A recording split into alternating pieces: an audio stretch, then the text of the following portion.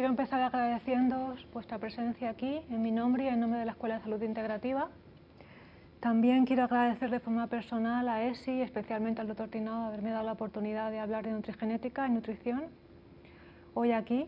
Me gustaría empezar recordando, con el objeto de adecuar expectativas que todos podemos tener, incluidas las mías propias, que la genómica nutricional es un campo muy amplio, supongo que todos estaréis relacionados con ella, y tenemos una limitación temporal de 1 hora, con lo cual mis objetivos básicamente son que tengáis nociones conceptuales y algún ejemplo práctico que podáis aplicar en vuestra vida diaria, ¿vale? No entrar en conceptos demasiado complejos. Yo creo que todos aquí os suena o estáis familiarizados con la nutrigenética y la nutrigenómica, más o menos. También es posible que tengáis vacíos conceptuales porque son ciencias muy incipientes, están en continuo cambio, muchas veces incluyen un exceso de terminología científica, alguna de la cual desafortunadamente es necesario que conozcamos, ¿vale? Con el objetivo de entender pues, cómo se aplica, cuál es su mecanismo de actuación, qué potencialidad tiene. Y algo que creo que actualmente no es un valor, que es la capacidad de tener un juicio crítico sobre la propia ciencia, ¿vale? No solo porque la ciencia en sí no es un valor una verdad absoluta, sino también porque la salud y la ciencia que la sustenta muchas veces son objetivo de negocio, tendréis experiencia sobre eso, y hay que saber discriminar cuándo va a predominar el interés económico sobre el interés real de promover un efecto saludable, ¿vale? Entonces voy a intentar combinar todos esos conceptos. He intentado, digamos, uniformarlos para que supongo que habrá diferentes niveles de conocimiento en esta sala. Si no consigo explicarme, no tengáis ningún problema, supongo que después tendremos 10 minutos de preguntas para cualquier duda que pueda haber surgido, ¿vale? Pues vamos a empezar.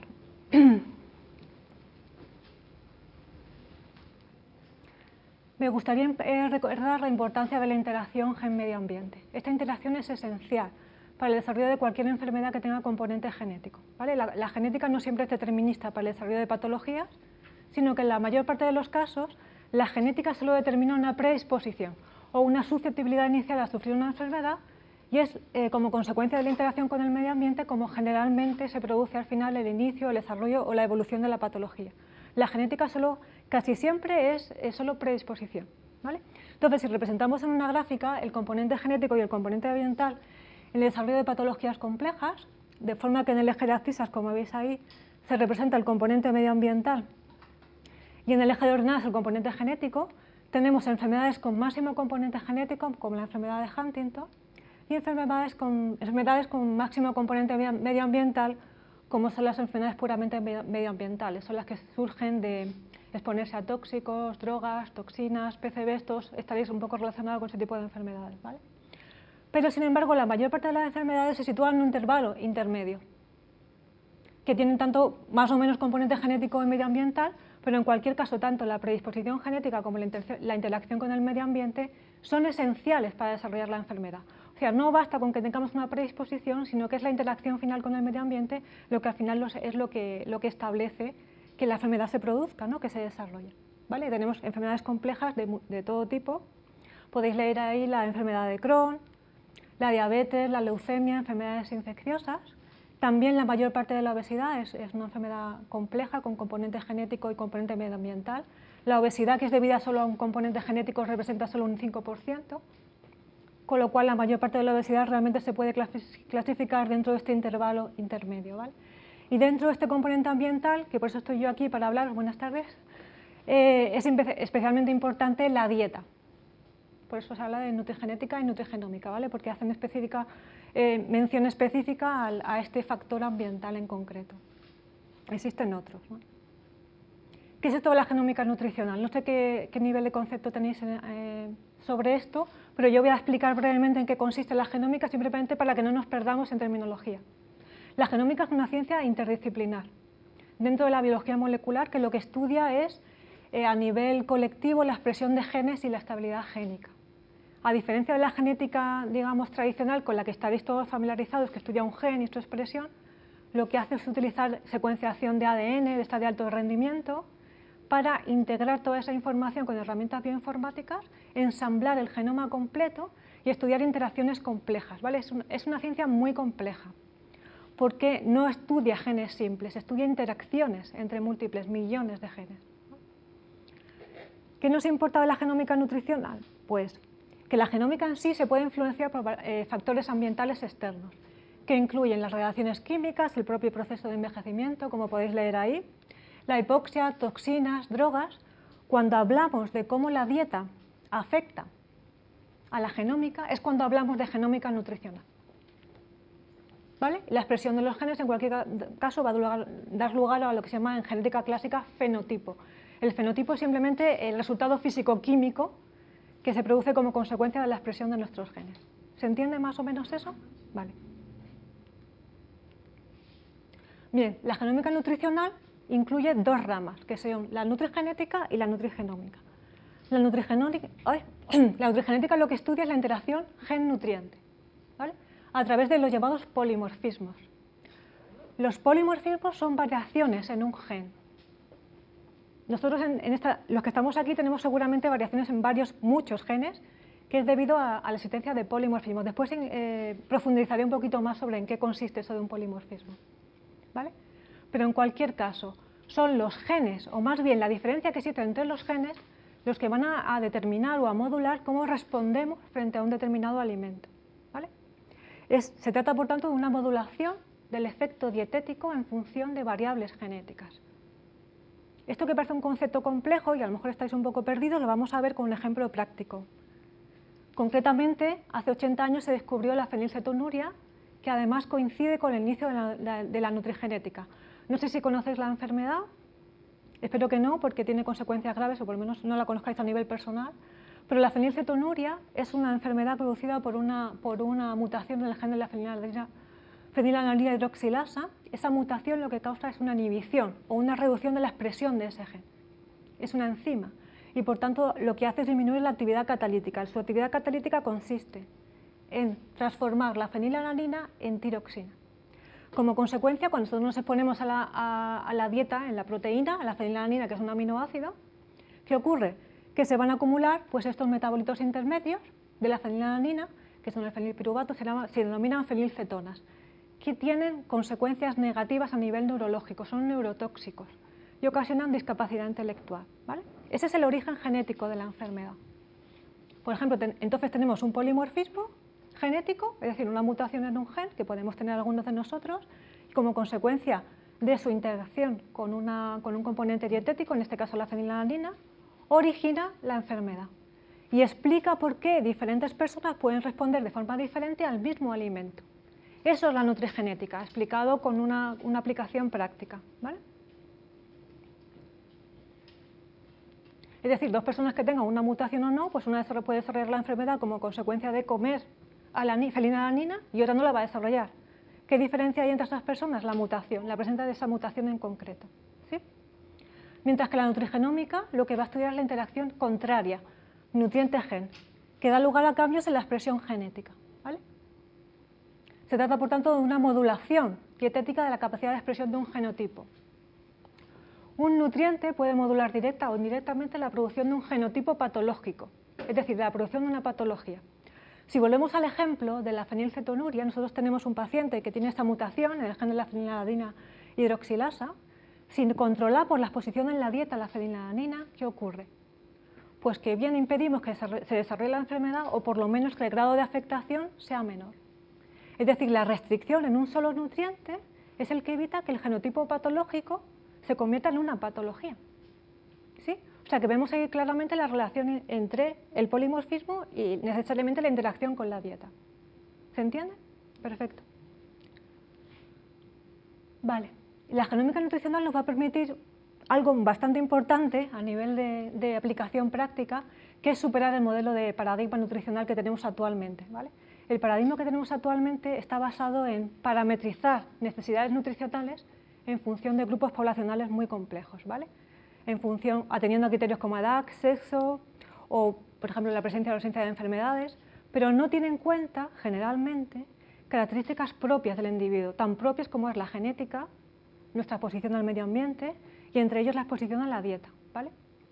A medida que estamos conociendo pues, cómo se produce esta interacción gen-nutriente y estamos desarrollando lo que se llama nutrición personalizada o nutrición de precisión, lo que permite esta nutrición es precisamente superar este modelo dietético.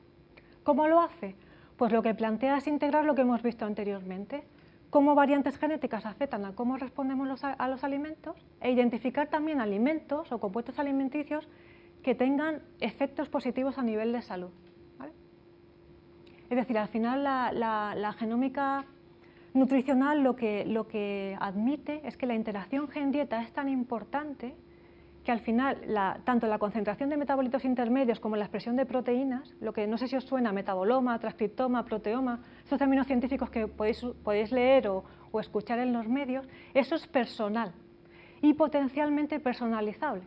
Y es en esta potencialidad donde reside la capacidad de desarrollar estrategias de intervención nutricional que sean más eficaces a la hora de disminuir el riesgo de producir una enfermedad o de al menos de afectar la incidencia de todas las enfermedades que dependan de la interacción gen-dieta. Siempre estamos hablando de enfermedades que dependen de esta interacción, en el caso de la nutrigenética, ¿vale? No de cualquier enfermedad, sino de las que dependan de la interacción nutriente-gen.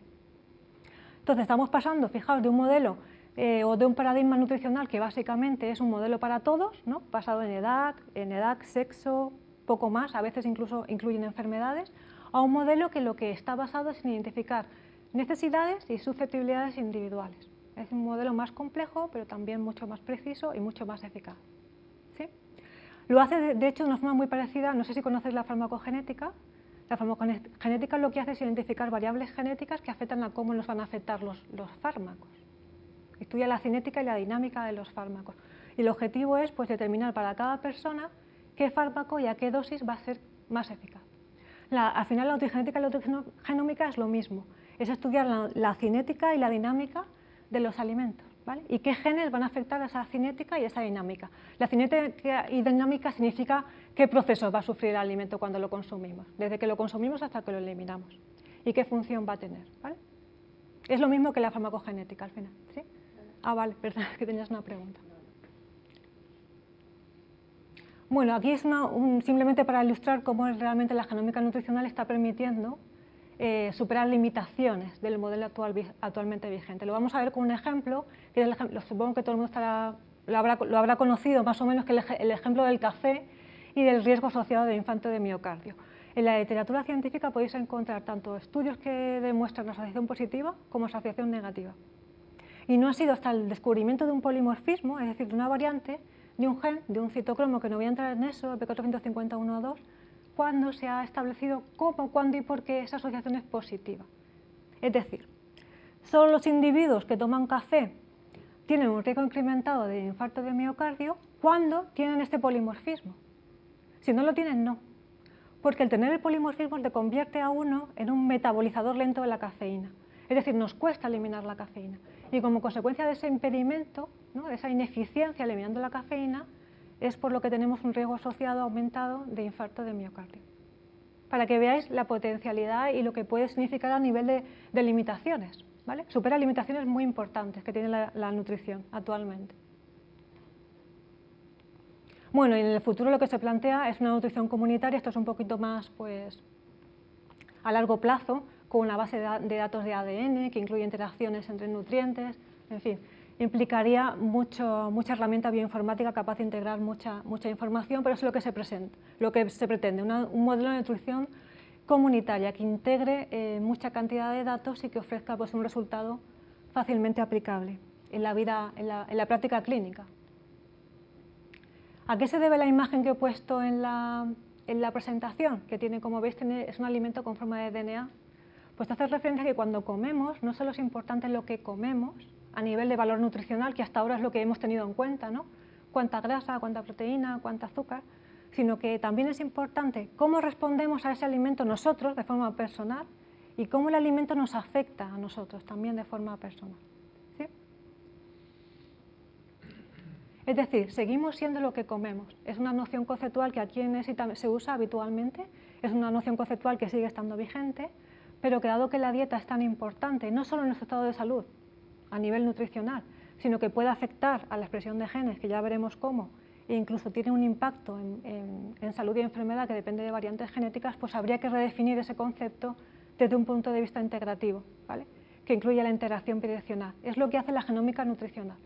La genómica nutricional es un tipo de nutrición integrativa, lo que integra, el conocimiento que integra la interacción bidireccional gen-dieta, pero es un tipo de nutrición integrativa. Y es importante que recordemos que no solo seguimos siendo lo que comemos, sino también comemos lo que somos. Hay una predisposición cual y cuantitativa a comer, ¿vale? Aunque nos suene un poco a efecto extraño, esa predisposición existe. ¿A qué alimentos nos apetecen, en qué cantidad nos apetecen y si somos capaces de controlar apetito y saciedad? Es algo que se define genéticamente o nos predispone. No es determinista, ¿vale? O sea, no es siempre así, pero sí hay una predisposición. Y esto a través de conocer nuestra predisposición genética y cómo nos afectan los alimentos que comemos a esa predisposición genética, la única forma de cambiar lo que somos a través de lo que comemos. Es decir, si queremos cambiar lo que somos a través de lo que comemos, tenemos que conocer el doble componente. Nuestra predisposición, lo que comemos y cómo interaccionan ambas. ¿Sí? O sea, no es tan simple el concepto de somos lo que comemos. Hay que incluir las variantes de interacción bidireccional. Vamos a profundizar un poquito en lo que significa nutrigenómica, cómo nos afectan los alimentos. Es bastante intuitivo que diferencias génicas o diferentes variantes génicas dan lugar a respuestas diferentes, pero no es muy intuitivo que los alimentos puedan producir cambios en la expresión de genes, o por lo menos es bastante contraintuitivo. Y sin embargo es así, los alimentos modulan la expresión génica y los modulan por varias vías. Pueden actuar como ligandos directos de factores transcripcionales, por ejemplo, los omega 3 y los PPAR, de los que hablaremos después, no sé si os sonarán. Pueden actuar a través de metabolitos intermedios, como el retinol. Sabéis que el retinol, para que tenga efecto como nutriente, tiene que convertirse en retinoico, y es el retinoico el que induce la expresión de genes. O puede afectar de forma indirecta a la traducción de señales y a la expresión de genes, ¿vale? No os quiero aburrir con esto, pero que sepáis que sí, tanto directa o indirectamente, lo que comemos afecta y modula a la expresión de nuestros propios genes. Bueno, ahí tenéis todas las vías posibles. Aquí es una tabla que resume algunos ejemplos nutrigenómicos o que analizan cómo un factor dietético afecta al cambio de expresión, simplemente para que lo visualicéis, ¿vale? Por ejemplo, una deficiencia de folato y de colina ocasiona una disminución en la expresión de este gen, que es un receptor que induce la expresión de otros genes y que provoca un riesgo asociado incrementado de la esteatosis hepática no alcohólica. O, por ejemplo, una deficiencia de cromo afecta negativamente, simplemente la deficiencia de cromo, a genes implicados en la señalización de insulina y, por tanto, aumenta el riesgo asociado de diabetes mellitus tipo 2. ¿Qué estrategia de intervención nutricional se os ocurre simplemente para disminuir o para tener un efecto potencial antidiabetes? Simplemente, pues que no haya deficiencia de cromo, algo tan simple, ¿no? Porque directamente aumentaría la expresión de los genes implicados en la señalización. Es para que vayáis viendo cómo se integra esta información, ¿vale? Por ejemplo, si tenemos una dieta alta en ácidos grasos saturados, ¿qué pasa? Que estamos promoviendo la expresión de genes proinflamatorios y, por tanto, aumentando el riesgo asociado de enfermedades cardiovasculares o de inflamación relacionada con la obesidad. ¿Qué pasa con la nutrigenética? Hemos visto la nutrigenómica, cómo nos afectan los alimentos. Todos sabemos que somos diferentes genéticamente, es algo que podemos ver visualmente. ¿Pero por qué somos diferentes genéticamente? Pues uno de los motivos por los que somos diferentes genéticamente es porque somos organismos diploides. Es decir, para cada gen tenemos dos copias, una de nuestro padre y una de nuestra madre, que pueden ser iguales o diferentes, ¿sí?, en secuencia o en penetrancia, la capacidad de expresión. Cada una de estas copias se denominan alelos. Los alelos, como podéis leer ahí, son cada una de las alternativas que puede tener un gen, como consecuencia de la expresión o de la existencia de los llamados polimorfismos. Un polimorfismo es simplemente una variancia en la secuencia de ADN. No sé si sabéis que el ADN es una secuencia de nucleótidos, supongo que sí, ¿no? Y esa secuencia de nucleótidos no es necesariamente igual en todos nosotros, sino que podemos tener variaciones en esa secuencia. Eso es lo que se denomina polimorfismo. Hay un tipo de variabilidad que no voy a entrar, incluido mutaciones en cromosomas y tal, pero dentro de los polimorfismos podemos distinguir mutaciones puntuales de una sola base, es decir, dentro de la secuencia de esa sucesión de nucleótidos hay un cambio de una base, sustitución o microinserción, es decir, un nucleótido que se inserta que antes no estaba, o un microdelección, un nucleótido que se elimina y que antes sí que estaba, o mutaciones de muchas bases, ¿vale? De este tipo de polimorfismos pueden dar lugar a cambios o no en la funcionalidad del producto génico. Las variantes genéticas que se suelen utilizar en genómica clínica son los polimorfismos genéticos, y dentro de los polimorfismos un tipo particular de polimorfismo, que se llama polimorfismo de nucleótido único. En inglés esto lo tengo que contar porque lo vais a escuchar mucho, aunque os parezca un poco demasiada terminología científica, ¿vale? Disculpadme en eso. Se llama, las siglas en inglés son SNP, de Single Nucleotide Polymorphism, y se pronuncia en inglés SNP. Y es por lo que vais a escuchar muchas veces en nutrigenética decir cuántos SNPs han analizado, cuántas mutaciones de tal SNP, ¿vale? Pero ese nombre en concreto lo vais a escuchar mucho, SNP. Es la abreviación, o cómo suena la abreviación en inglés del polimorfismo de nucleótido único. Como he explicado antes, es simplemente que si tenemos 3 individuos con su secuencia de nucleótidos, un SNP es simplemente una variación de un solo nucleótido en la misma posición. Es decir, este individuo tiene una A, una adenina, una guanina o una timina. Eso es lo que se denomina SNP. A un cambio simple en un nucleótido. ¿Vale? También otro tipo de variantes genéticas que se suelen utilizar, pero que no voy a entrar en eso porque es demasiado técnico, pero sí que sepáis que los polimorfismos normalmente se encuentran en 1% de la población, es decir, no es algo malo.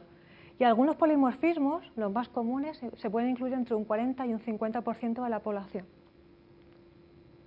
¿Qué es un SNP por tanto? Pues una variación de un nucleótido simple que puede ocurrir en regiones codificantes, no codificantes o entre genes, las intergénicas, que varían en efecto, ¿vale? No siempre son ni buenas ni malas, ni tienen alguna función en específico.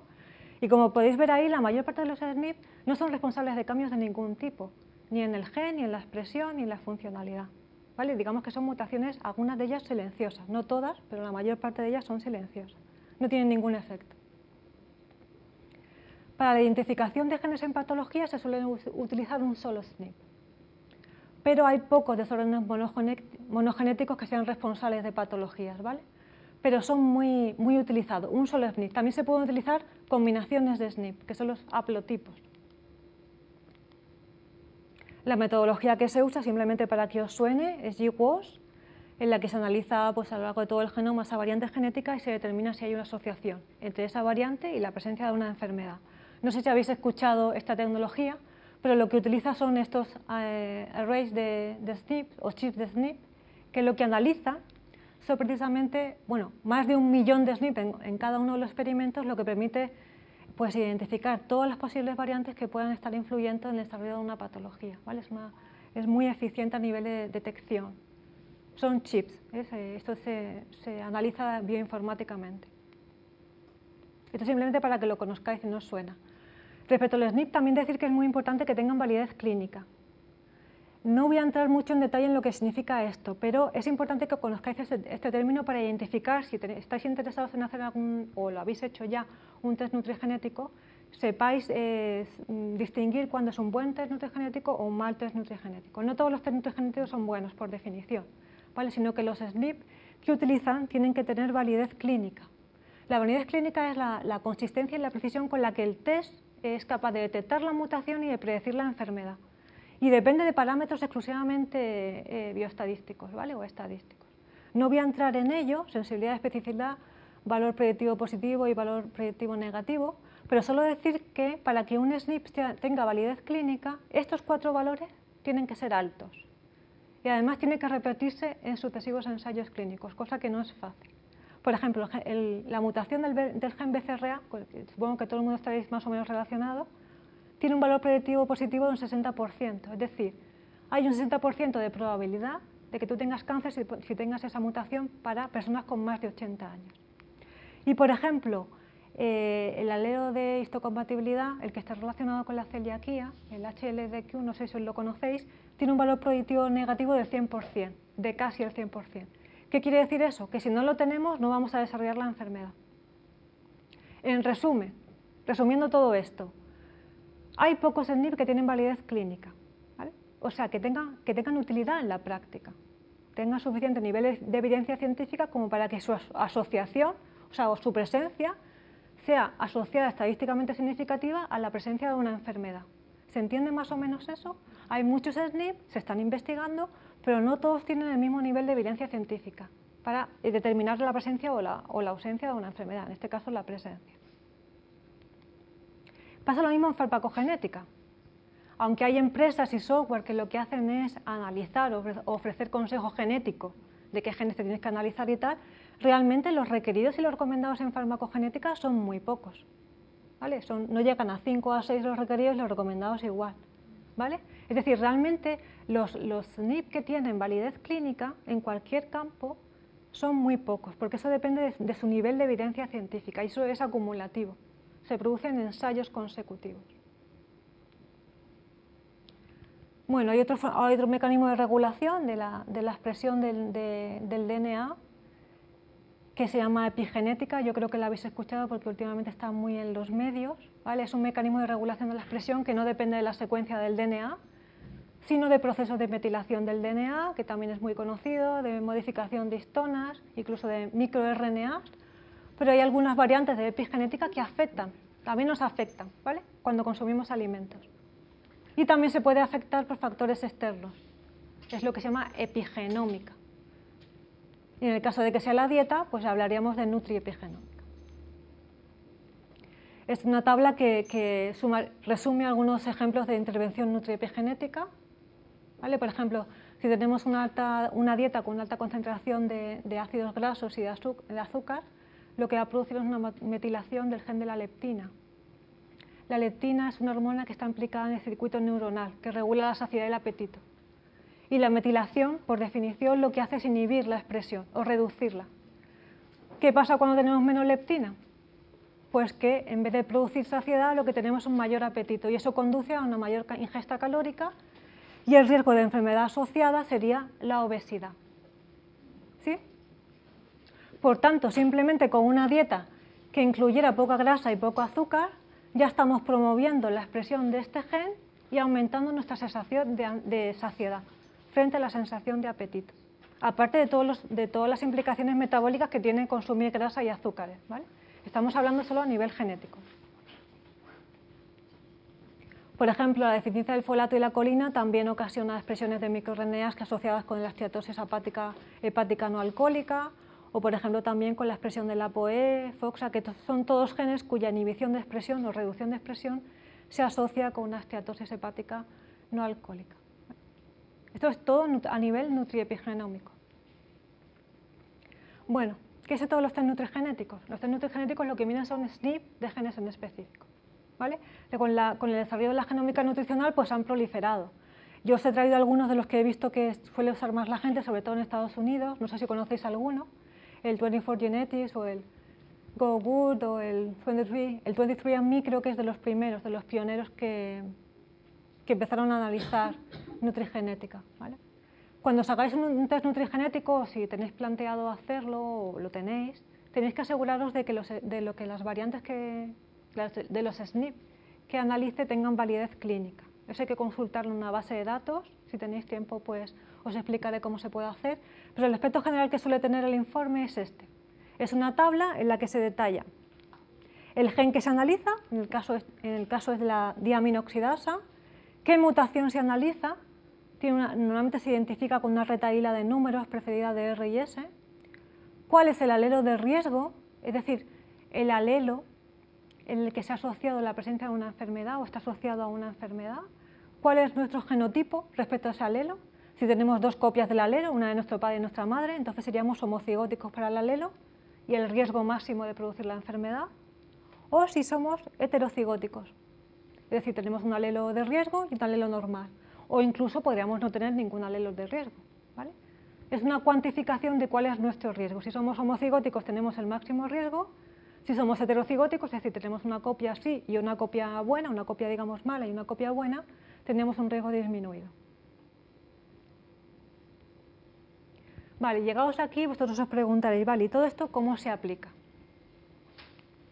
Vamos a intentar que lo veáis de forma práctica, ¿vale? Porque yo entiendo que esto es un poco complejo para explicar en una sola hora. Vamos a intentar que tengáis algún concepto claro e incluso que lo podáis aplicar en vuestra vida diaria. Genética y nutrientes hemos visto que interaccionan bidireccionalmente, ¿sí? La dirección de interacción pues determina el nombre de la ciencia que lo estudia. Nutrigenética estudia cómo variantes genéticas afectan a cómo respondemos a los nutrientes, y los nutrientes van a producir cambios en la expresión de nuestros genes, de lo que se denomina nutrigenómica. Pero la nutrigenómica y la nutrigenética, a su vez, interaccionan bidireccionalmente y recíprocamente. La nutrigenómica va a permitir modular, en cierta medida, la nutrigenética. Y la nutrigenética siempre va a ser el factor limitante. ¿Qué quiere decir esto? Que todo el efecto positivo que podamos tener con un alimento a nivel de la expresión de nuestros genes, al final siempre va a depender de cómo absorbemos ese alimento, de cómo lo podemos modificar, de cómo lo excretamos, de cuánto tiempo permanece en nuestro organismo. ¿Y eso de qué depende? De nuestra genética. O sea, el factor limitante siempre en cualquier aplicación nutrigenómica va a ser nuestra propia predisposición genética, ¿vale? ¿Se entiende más o menos eso? Como habíamos visto antes, la nutrigenómica era la modulación dietética de la capacidad de un genotipo en expresarse, y que un nutriente era capaz de modular la expresión de un genotipo. ¿Cómo hace eso? Pues lo puede hacer directamente, afectando la expresión de genes implicados en patologías, ¿vale? Aumenta o disminuye la expresión de genes y por tanto aumenta o disminuye la predisposición que tengamos. Obviamente con una aplicación clínica nos interesa disminuir la predisposición, no aumentarla. O puede afectar indirectamente a la funcionalidad. Esto es muy típico de enzimas de rutas metabólicas, ¿vale? Que la genética determina que hay una pérdida de actividad y con la nutrigenómica vamos a conseguir que esa pérdida de actividad se supere. Ahora veremos con un ejemplo, porque este es el marco teórico que es difícil de ver en la vida práctica. Pero en cualquier caso vamos a tener que identificar alimentos específicos y compuestos bioactivos, y también genotipos que sean sensibles a estos compuestos. Vamos a verlo. Ejemplos de intervención nutrigenómica. Directa, ahí tenemos una tabla. Por ejemplo, podemos plantear una intervención nutrigenómica o una intervención nutricional de tipo nutrigenómico directo con un potencial efecto, como podéis leer ahí, antiobesidad, aumentando la ingesta de ácidos grasos poliinsaturados. ¿Por qué? Porque fijaos que aumenta la expresión de unos genes y disminuye otros. El gen que aumenta es la propiomelanocortina, y el gen que disminuye son otros, no voy a decir el nombre porque os voy a liar, pero tienen efectos contrarios en el circuito neuronal que regula la saciedad y el apetito. La propiomelanocortina produce una hormona que estimula la saciedad, mientras que los otros dos péptidos, que es la hipocretina y la hormona concentradora de melanina, lo que hacen es favorecer el apetito. Con lo cual, si aumentamos la expresión de unos, o el efecto conjunto de aumentar la expresión del que favorece la saciedad y disminuir la expresión del que favorece el apetito, ¿qué efecto tenemos en conjunto? Que tenemos menos apetito. Y el efecto es antiobesidad. ¿Sí? ¿Se entiende eso? Vale. Entonces, ¿qué estrategia nutricional se os ocurre que se podía proponer en este caso, a la luz de lo que estáis viendo en la diapositiva? De tipo nutrigenómica directa con un efecto potencial antilipidémico. A la luz de lo que estáis leyendo, no quiero que os inventéis nada. ¿Qué se os ocurre? Grasas saludables. Grasas saludables, EPA y ácido lipoico. ¿Por qué? Porque esa combinación lo que va a hacer es aumentar, simplemente esa combinación, el catabolismo de lípidos. Y el efecto potencial salud sería antilipidémico. ¿Sí? Por ejemplo, si usamos como estrategia de intervención nutricional las epigalactocatequinas y las teaflavinas, vamos a conseguir un efecto potencial antitumorogénico. ¿Por qué? Porque inhibimos la expresión de metaloproteínas. No sé si conocéis las metaloproteínas, por eso no me he atrevido a poneros el ejemplo yo a vosotros, pero las metaloproteasas o metaloproteínas están implicadas en la capacidad invasiva de un tumor. Con lo cual, si inhibimos su expresión, al final afectamos a la capacidad de su tumor a ser invasivo y desarrollar metástasis. ¿Se entiende eso? O sea, podemos integrar esta información de forma que nos permita desarrollar una estrategia de intervención nutricional eficiente o ya eficaz. ¿Sí? Y después, a la aplicación de la nutrigenómica, esperaos porque necesito beber un poco de agua. Respecto a la indirecta, necesitamos, bueno, es típica de enzimas de rutas metabólicas, ¿vale? Se han localizado, como podéis leer ahí, más de 1,4 millones de SNP que afectan a enzimas de rutas metabólicas. entre las que se incluye pues, el ciclo del folato, la propia B12, el ciclo de la metionina, metiltransferasa, no voy a entrar en eso, detoxificación, la propia glutationa y algunos especiales como las tiorredoxinas o la betacaroteno monooxigenasa. Yo creo que a nivel práctico y de utilidad diaria vais a encontrar especialmente útil el ciclo del folato y ahora veréis por qué. El ciclo del folato sabéis que está asociado al ciclo de la homocisteína, ¿vale? Y a su vez se retroalimentan y se automantienen. Y a su vez son responsables del principal compuesto donador de metilos, que es la S-adenosilmetionina, el SAM. Las deficiencias del folato y del ciclo del folato son inmensas, tanto cuantitativa como cualitativamente. Algunas de las cuales estamos muy familiarizados, de escucharlos en los medios muy probablemente. La deficiencia de folato ocasiona infertilidad, todo nos suena, o deficiencias también en la generación del tubo neural, pero también ocasiona metilación reducida. Y la metilación reducida a su vez ocasiona una elevación de la homocisteína, que a su vez ocasiona, como podéis leer ahí, un incremento del riesgo cardiovascular y un incremento del riesgo de producción de enfermedades neurodegenerativas tipo Parkinson o Alzheimer incluso, y también produce una alteración del DNA por metilación, que se asocia a incremento del cáncer, disminuye también la síntesis de carnitina, fosfatidilcolina, sabéis que son componentes de la membrana plasmática, y en resumen de todo esto pues va a afectar la función celular, provocar daño celular de todo tipo, incremento de grasa en el hígado, incluso disfunción mitocondrial. No sé si sabéis que la disfunción mitocondrial cada vez se piensa que puede estar más en la etiopatología de muchas enfermedades, ¿vale? Se piensa cada vez más que la disfunción mitocondrial realmente es la base. O sea que las implicaciones fisiológicas, como veis ahí de que el ciclo del folato no funcione y el ciclo de la homocisteína son múltiples y de mucha gravedad. Cuando estudiamos el metabolismo del folato hay varios genes que nos pueden interesar a nivel de identificar SNP, ¿vale? Ahí tenéis los genes que podríamos utilizar para identificar si nos está funcionando bien el ciclo. En cualquier caso, la presencia de uno o varios SNPs en uno de estos genes implicaría un defecto del metabolismo del folato y por tanto del ciclo de metilación y exigiría alguna medida nutrigenómica destinada a mejorar el ciclo o la parte de la ruta alterada. Nos vamos a quedar con el gen de la metiltetraidofolato reductasa, el que se esquematiza como MTHFR, ¿vale? Del que hay dos SNP, uno que ocasiona pérdida de la actividad. La metiltetraidofolato reductasa, como veis ahí, es una enzima que sintetiza metiltetraidofolato. Y este metiltetraidofolato es el sustrato que utiliza la metionina sintasa para convertir la homocisteína en metionina. Es una enzima clave de la ruta.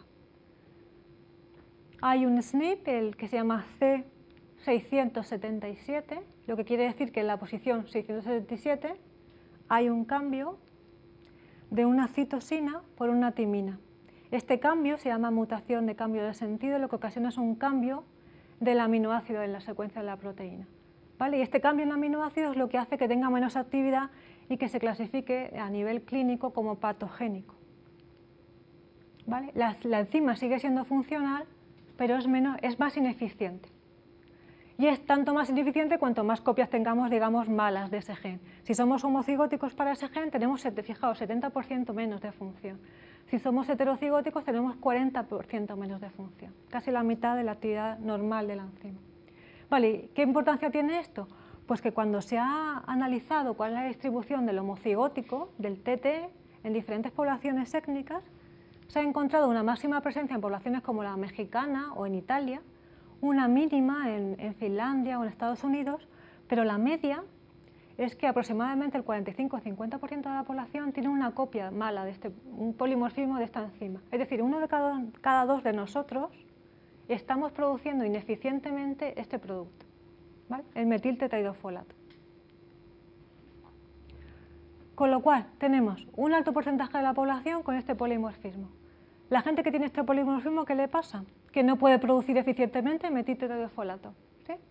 La única forma de superar esta limitación impuesta por la genética es suplementar con el producto final de la vía. ¿Cuál es el producto final? El metiltetraidofolato, ¿sí?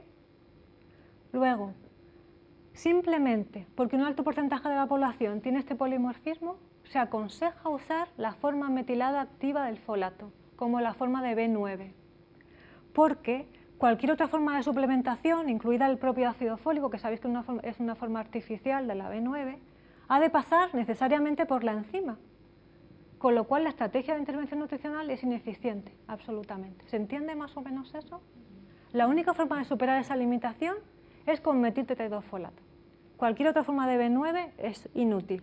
Y tened en cuenta que 1 de cada 2 de nosotros, que es un número muy alto, no está produciendo metiltetraidrofolato bien.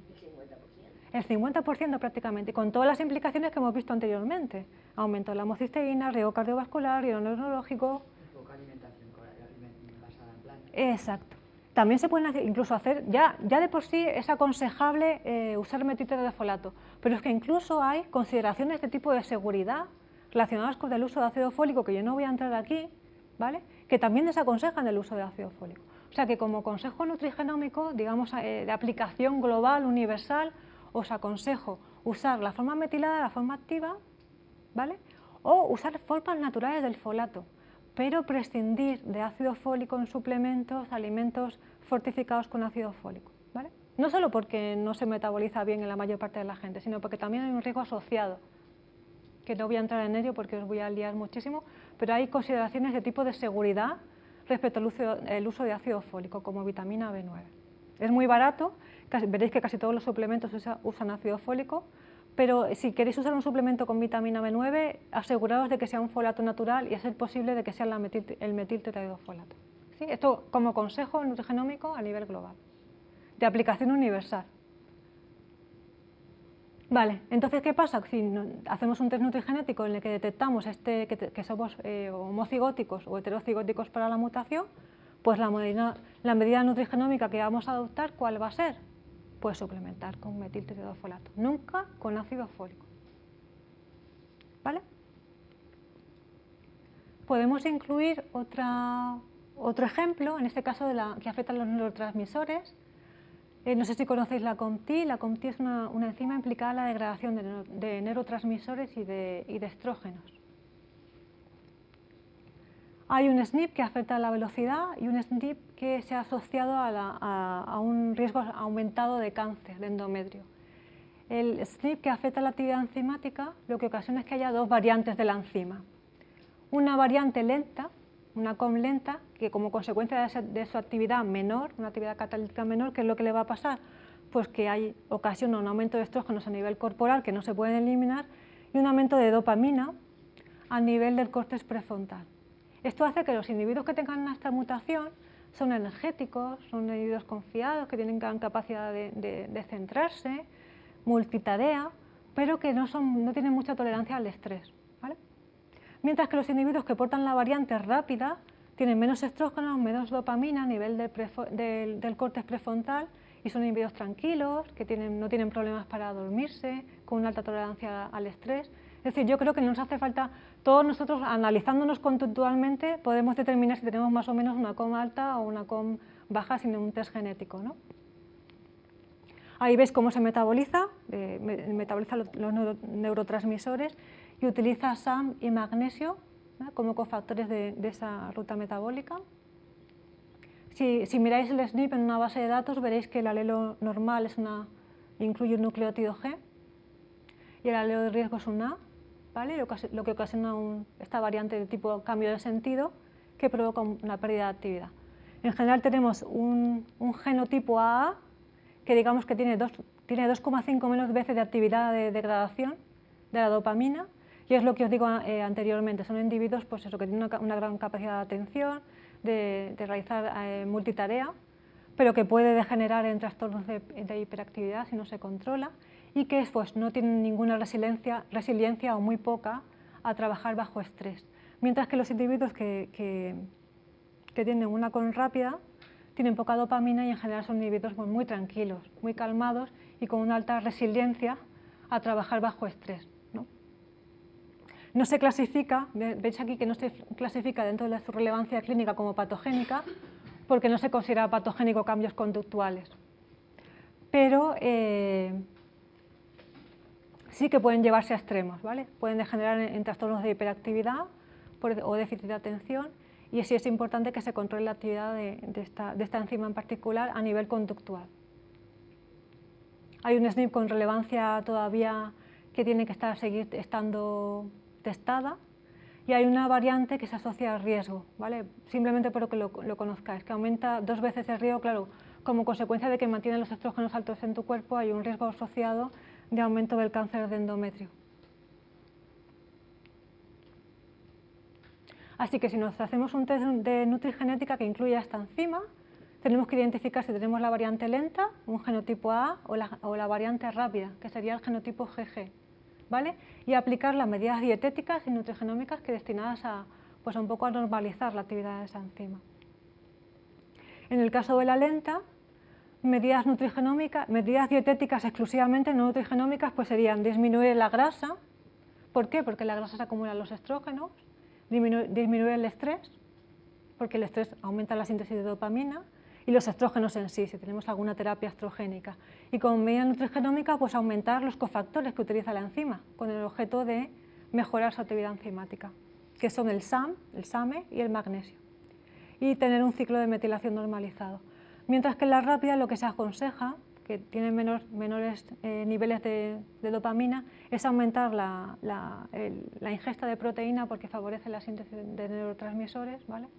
No se aconseja la toma de SAMe, porque eso incrementaría aún más la velocidad posiblemente, pero sí mantener un ciclo de metilación normalizado.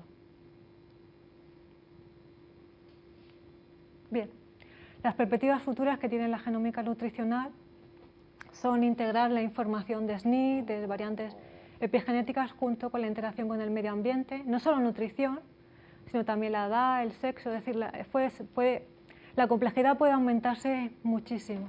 Incluso se puede incluir el microbioma, ¿vale? Para generar una nutrición de precisión, como podéis leer ahí, que mejore la predicción del riesgo de enfermedad y que permita tratamientos basados en genotipo, fenotipo e incluso metagenotipo. Es decir, incluso debería de tenerse en cuenta en estudios de nutrigenética cómo nos está influenciando la propia genética microbiana. ¿Vale? Eso ya pues, requiere herramientas bioinformáticas que integren pues, muchos datos y muy complejos. Pero en cualquier caso, lo que pretende la medicina de precisión, la nutrición de precisión, pues es evitar o manejar todo este tipo de enfermedades, la obesidad, dislipemia, riesgo cardiovascular, diabetes, cáncer y muchas otras, ¿vale? Con unas estrategias que sean más efectivas y más eficientes también. Bueno, una vez que conocéis esto, deciros que no dejéis que nadie se desresponsabilice de su propia conducta alimentaria inapropiada, ¿vale? Con frases como maldita epigenómica o maldita genética, ¿vale? Estos no son excluyentes, el tener una buena conducta alimentaria con lo que supone la genética. Y bueno, muchas gracias y espero haber transmitido algo. Gracias.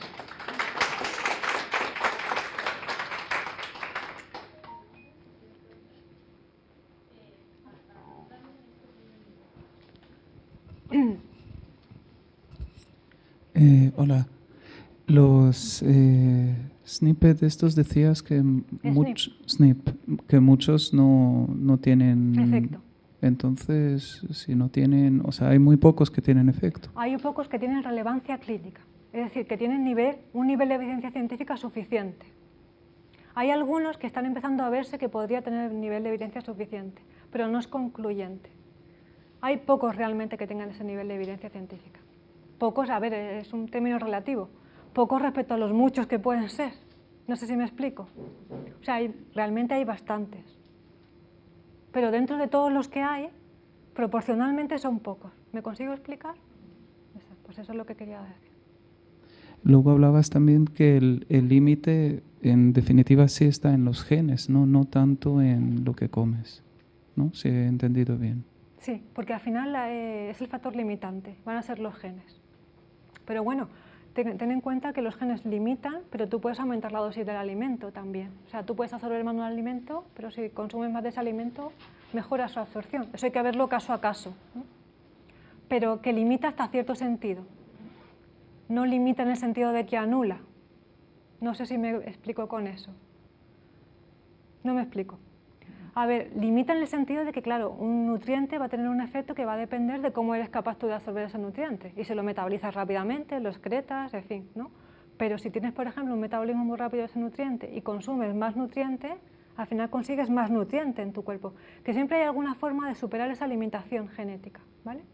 ¿Me explico mejor ahora? O sea, sí es limitante, pero no condicionante. O sea, no hay forma de superar la limitación genética. En pocos casos no se consigue superar la limitación, ¿vale? Tiene que ser que se inhiba completamente la expresión del gen o que el gen sea completamente disfuncional, cuando realmente a lo mejor no se puede hacer nada. Pero en el resto de los casos sí hay posibilidades de afectarlo. ¿Vale? Bueno, más preguntas tengo. Sí. A ver, referente a los veganos, vegetarianos, que dicen que si comes un filete de cerdo, estos genes se incorporan a los tuyos. Permitidme que me ría. Yo soy vegana, con lo cual puedo hablar con conocimiento de causa sobre eso y deciros que eso es completamente ilógico. Todo lo que comemos tiene genes, a menos que nos comamos una piedra. Y a nadie nos ha pasado nada aquí, ¿no? Por comer cualquier cosa. Quiere decir que es irrelevante. No hay integración de genes procedentes de la dieta. No se produce integración de genes. Y en el caso de que se produjese, pues sería un fenómeno normal, producible igual con un filete de ternera, de una pata de ternera, que con un guisante que nos comamos en una ensalada. No tiene ninguna relevancia, aparte de que no se produce. Es extremadamente improbable que incorporemos genes, ¿vale? De procedentes de otros organismos que no seamos nosotros. ¿Sí? De virus y bacterias, por supuesto, porque están diseñadas para integrarse en nuestro ADN.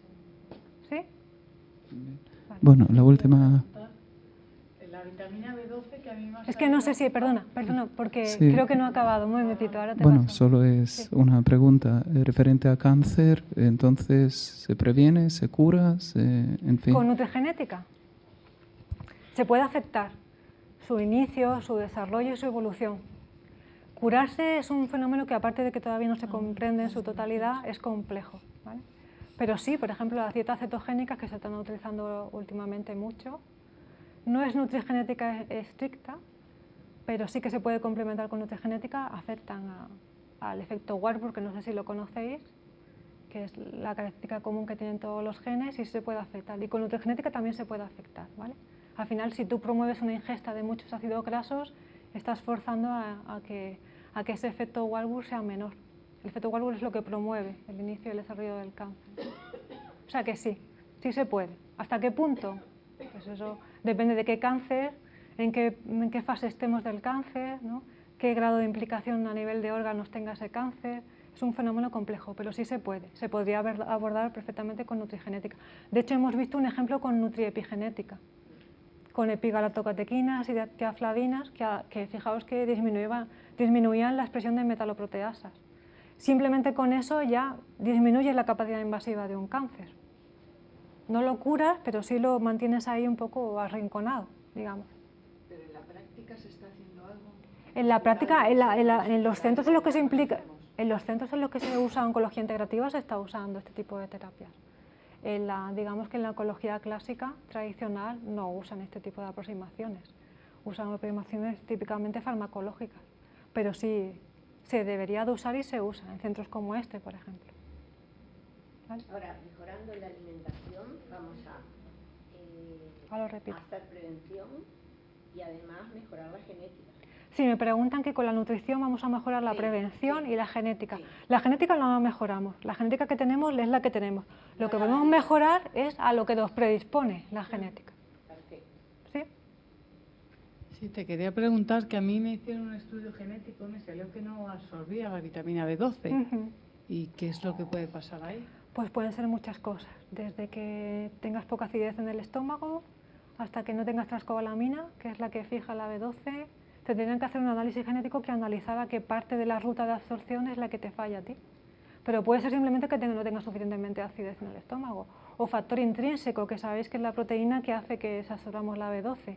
Te tendrían que analizar qué pasos de esa ruta de absorción del metabolismo de la B12 a ti puedes tener afectada. No sé, por ejemplo, la toma de... la vitamina B12 con la artritis o con la colitis ulcerosa también? Puede tener, sí. ¿Sí? Pues claro, a lo mejor al no absorberla tienes colitis ulcerosa o... Claro, porque está implicada en la regeneración de tejidos también, la B12. Más sintetizarla más que no absorberla. Sintetizarla no la sintetizamos, tenemos que absorberla. Se produce también a nivel intestinal, pero es más la que absorbemos, ¿vale?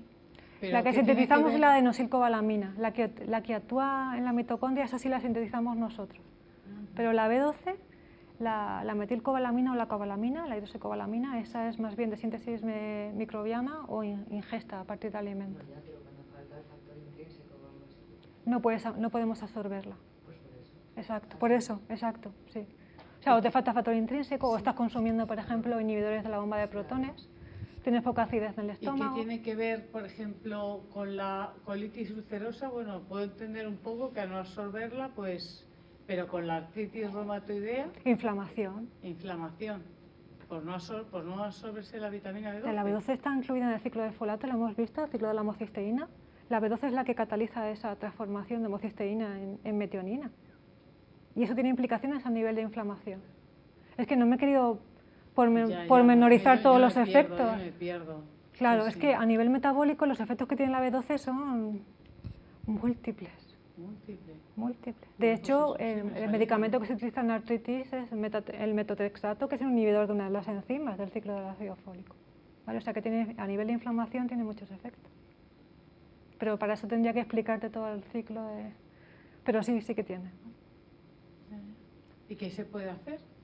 Para absorber mejor la B12, sí, suplementarte con B12, asegurarte que tengas un pH ácido adecuado, hay suplementos que incluyen el factor intrínseco intentar conseguir algún suplemento que incluya el factor intrínseco por si te falla el factor intrínseco. ¿Y eso para toda la vida? Porque yo he estado durante un tiempo tomándolo, pero luego lo he dejado. Si no la absorbes bien, yo la tomaría, toda la vida, 3 veces por semana, no todos los días, porque la B12 se acumula. Vale. Pero sí, si tienes un defecto, con las implicaciones que tiene a nivel de fisiología, yo la tomaría sin ningún problema. Vale. Que no me he vuelto a poner en contacto con el que me hizo el test y ando un poco perdida. Perfecto. Doctora, muy interesante su ponencia. Tengo 2 dudas. Una es, ¿cuál es la factibilidad para hacer un estudio genético individual para determinar cuáles son los alimentos que son más favorecedores, por decirlo así, más favorables para cada individuo? Si esto lo incluye algún país en su sistema de salud pública o estamos a años luz de eso. Ahora mismo están en manos privadas. Y lo que analizan son genes en concreto y susceptibilidades en concreto. Es decir, ¿tú quieres saber si tienes susceptibilidad a la obesidad? O cómo puedes manejar tu obesidad porque has hecho diferentes regímenes y tal, y entonces te hacen un test concreto que mide encima genes en concreto y te dice, pues tienes problemas por esto y por esto. Y entonces lo que puedes hacer es esto y lo otro. Pero es así, a nivel muy focalizado. ¿Solo privado, digamos? Sí, el público no está financiando nada de este tipo de estudios. Está mantenido privadamente, desgraciadamente. Y la otra pregunta, no sé si está relacionada con la que hicieron antes. Sí. Ha habido mucha discusión respecto a los alimentos transgénicos, estos que han sido manipulados genéticamente y todo eso. ¿Tiene alguna relación en la nutrigenómica? Y gracias. ¿La transgénesis?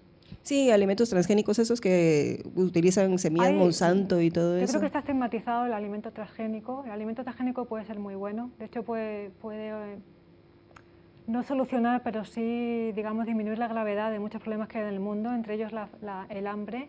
Y tengamos en cuenta que la transgénesis, por el hecho de ser transgénesis, tiene unos controles tan estrictos que la probabilidad de que interfieran con otro alimento es mínima. Quiero decir, yo en eso soy muy, no digamos pro transgénesis, porque si puedo consumir un alimento que no es transgénico lo consumo, pero no tengo ningún miedo en consumir alimentos transgénicos, ¿vale?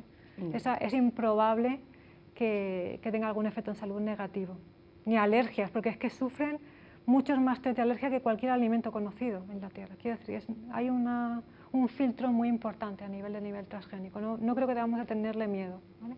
Otra cosa es que la transgénesis se use pues, con fines económicos, ¿no? Como hace Monsanto, claro. Entonces ahí hay que ponerse un poquito más alerta, pero realmente el alimento transgénico en sí, bien entendido, no debería de generar ningún problema. Magnífico, gracias. Una pregunta. Sí. Hola, ¿qué practicidad tiene o veracidad tienen los análisis epigenéticos? ¿Qué veracidad tiene? Sí, o sea, ¿son prácticos a la hora, la información que dan a la hora de cambiar la alimentación, desmetilar los genes y que los genes se puedan expresar? Depende del tipo de gen. Hay algunos que te interesará que se metile para que no se exprese. Por ejemplo, los que hablábamos antes de la hipocretina y de todos esos, para que tengamos más sensación de saciedad, y otros que te interesará que se desmetile. Eso no se puede hacer, o sea, no hemos llegado al punto de discriminar cuál queremos metilar y cuál no. Con nutrigenética se está intentando hacer eso, pero tampoco es que seamos muy precisos, ¿vale? Pero la nutriepigenética tiene muchas implicaciones. Por ejemplo, la obesidad he comentado que solo el 5% es trastorno genético en sí, trastornos de genes. Y se está viendo que es la epigenética la responsable de mucha de la obesidad. La epigenética se puede tratar, afortunadamente, con nutriepigenética. Nutriepigenética. O sea que sí, pero caso a caso. Te digo que es una ciencia muy compleja y hay interacciones múltiples entre genes. Muchas de ellas ni siquiera se conocen, pero en principio sí hay alguna aproximación que puede resultar útil. Muchas gracias. Gracias a vosotros.